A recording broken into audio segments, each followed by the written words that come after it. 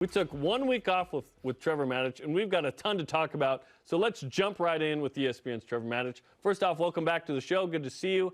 Let's talk about Jay Hill, hired as associate head coach, defensive coordinator. What do you think of the move for BYU? This is a home run hire. He brings so much on the field and off the field. And when it comes to on the field, he's got an attacking style of defense. And I think most BYU fans would say, it's about time. I mean, I, for one, got a little tired of watching BYU sit back, read and react, and just catch what offenses were doing and try to keep everything in front of them. Coach Hill's style is to dictate to the offense, to pressure them into having to respond, to pressure them into making mistakes. Now, there's a flip side to that, because the danger is that you leave guys in man coverage on the back end and the offense can make big plays as well. But I would rather use that attacking style, especially when you have the kind of linebackers that BYU already has, which is fast guys that love to attack. And then off the field, the recruiting is off the charts. He's a phenomenal recruiter. He's a phenomenal developer of young men, and just his energy, I think, will infuse something into the program that will take it to the next level. Trevor, he's probably got a very lengthy to-do list as he jumps into this new job here on campus. What do you think should be priority number one from him? Well, Shep, it is in recruiting. It's in personnel, and that is both in recruiting current players to stay and not enter the portal, players that he wants to keep, and in recruiting outside players. And I think he's the kind of guy that can help put a fence around the state of Utah, and that's important. We have talked a lot about moving to the Big 12 and how important it is to bring people into the program at some level that have an intimate understanding of the Texas high school football scene, and then that is important. But the first priority is Utah. Is the local players. There are a lot of phenomenal players in the state of Utah that end up leaving the state or going up north. And I think that because of his time at Weber State, because of his relationships with high school coaches around the state, Coach Hill will be able to keep some of those players home at BYU, and that's an important thing. Ultimately, it's about talent, but it's also about belief. And players stay without leaving the portal, and recruits come because they believe that they can thrive.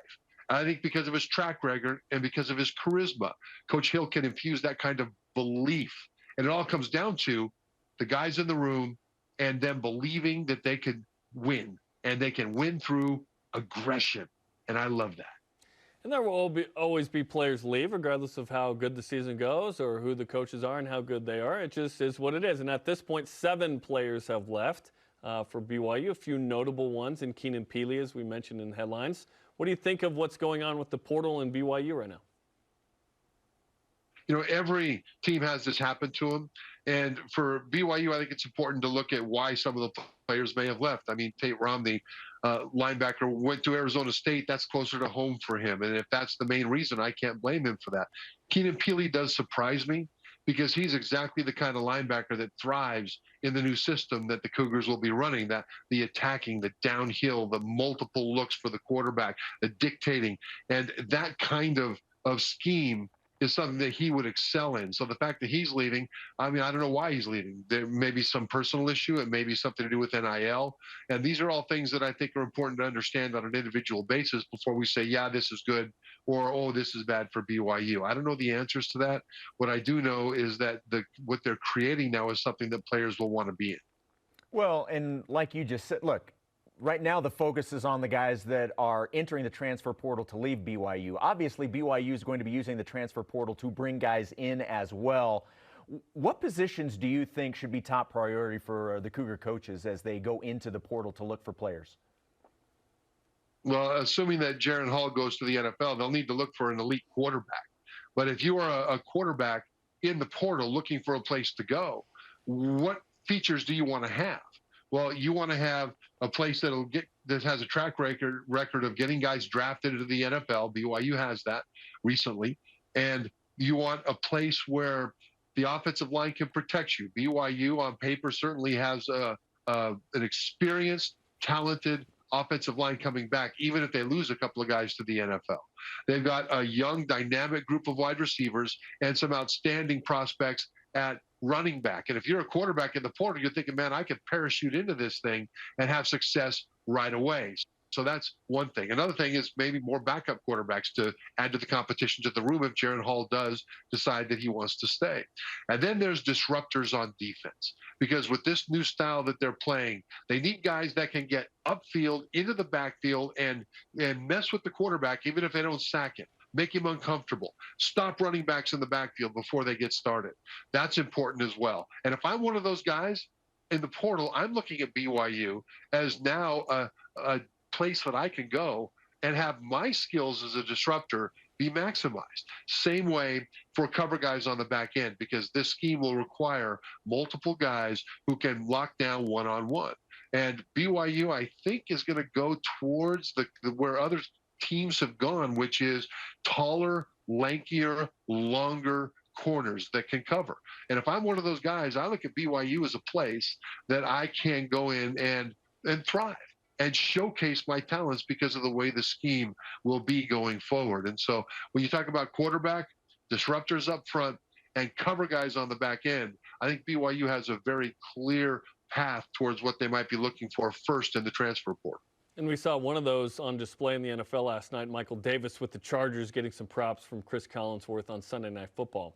Let's talk about the New Mexico Bowl matchup with SMU. Certainly a talented team coming in on fire, 5-2. Those two losses in their last 7 to Tulane and Cincinnati. This is going to be a challenge for BYU, and we'll see if Jaron Hall plays. Got that ankle injury. We don't know the severity at this point. Yeah, we don't, and it's important that BYU understand. Well, they do understand. It's important the quarterback matchup here, because if Jaron Hall can go and if he's healthy, then you've got a truly fair fight with Tanner Mordecai of SMU, that transfer from Oklahoma to SMU, one of the more dynamic quarterbacks in all of college football. Now, it looks like, won't have his top receiver, his top offensive lineman. So there's some uncertainty over on that side as well. But if it turns out that Jaron Hall can go, then you're looking at a potentially high-scoring game that'll be tremendous fun to watch. If Jaron Hall can't go, then I don't think BYU wants to get into a track meet with whoever would replace Hall against Tanner Mordecai in that SMU offense. I think you'll see more of what they did against Stanford, which is to say, pound the ball, take the air out of the clock, and go to a style fight instead of a matchup on the track. And so it'll be interesting to see what Jaron Hall decides he wants to do, or what he's able to do, because the style of this game will be dictated by that one position. Trevor, let's hit some big picture topics here. Let's go to the NFL. Zach Wilson obviously losing his starting job in New York with the Jets. Mike White has come in, won the first game, haven't won since, and he got beat up really bad yesterday against Buffalo. Clearly, Joe Flacco's not the answer. Do you think there's a scenario where we see Zach Wilson back as the starting quarterback of the Jets before the end of the year? I think it's possible, especially if Mike White continues to be limited by his injury. The Jets are in a playoff race, and they owe it to everybody in that locker room to put the quarterback in that the team thinks will best get them to the playoff, or at least get them the best chance to go to the playoff. And that's what Zach needs to do, is he needs to, behind the scenes and then on the field in practice, and then if he plays in the game, he needs to show his teammates through his actions that he's that guy. Whether it'll happen, I don't know, because I think right now the team really rallied around Mike White, and I think the coach wants to kind of keep that momentum going as long as he can. But if White turns out to be slowed down now by defenses who now have more tape on him and they know how to stop him, then it may well be that Zach will be back in. I think this whole thing will be good for Zach, because it gives him a chance to kind of sit back, take a look at things without the pressure of being the starter, understand a little bit better what he could do better to maximize his performance, and then step back in. And very often, that's the catalyst that leads young quarterbacks into going to the next step. And so I could see him coming back. Either way, he certainly needs to be ready, not just if he comes back, but if he doesn't, to help Mike White be the best quarterback he can be for the Jets, because that will be the next step in his progress as well. And the Jets want it now. They're the first out in the AFC playoff picture as we speak. Let's finish with this. Mike Leach, who graduated from BYU, certainly part of the Cougar family here, Mississippi State head coach, in critical condition after suffering a massive heart attack.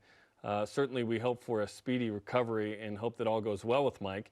You got to know Mike over your time not only at BYU when he was here as a student playing rugby, but also covering college football. What's your reaction to this news with Mike? Yeah, Jeremiah, in my tours before COVID, when I would drive around the country and visit campuses, I saw a coach at Texas Tech, at Washington State, at Mississippi State most recently. And he is a different guy than I think a lot of people realize when they look at him from the outside in. A lot of people think he's this gruff dude. And no, he's a lot of fun. He is tremendous fun. A lot of people think of him as a finesse coach because he throws the ball around the field so much. But actually, his style is that of an old school, hard-nosed, hardcore football coach that would fit in the 60s and 70s very well. And he has always been so gracious. I mean, my wife Dana came with me to Mississippi State last time we went down there, and he was gracious to her as well. It was just it was a wonderful trip for both of us. And so both she, my wife, and I joined the rest of college football in wishing the best to Mike Leach, because he is one of the, not just one of the characters, but in my opinion, he's one of my favorite people that I've ever been around in this entire sport. Well, we hope the best for Mike. And Trevor, we appreciate the time. Best of luck with everything going on with you. Thanks, guys. Thanks, Trevor. ESPN's Trevor Matich here on BYU Sports Nation.